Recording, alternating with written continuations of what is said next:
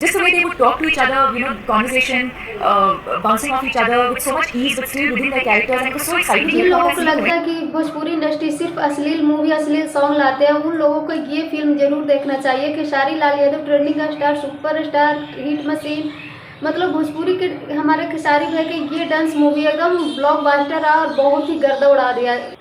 खेसारी लाल यादव के ये dance movie एकदम ब्लॉकबस्टर रहा और सिर्फ हमारे बिहार में ही नहीं, ये देश विदेश में भी मूवी लग चुकी है। आप देख सकते हैं स्क्रीन पे कहाँ कहाँ लगे हैं। अगर आपके इलाके में भी लगा हुआ है सिनेमाघर में तो जाकर के जरूर देखिए, क्योंकि आप देख सकते हैं स्क्रीन पे हमारे अमिताभ बच्चन जैसे इंसान भी हमारे खेसारी भाई के डांस मूवी को कितना ज़्यादा बड़ाई करे, क्योंकि इस तरीके से मूवी भोजपुरी में आना ये सिर्फ हमारे खेसारी भाई कर सकते हैं।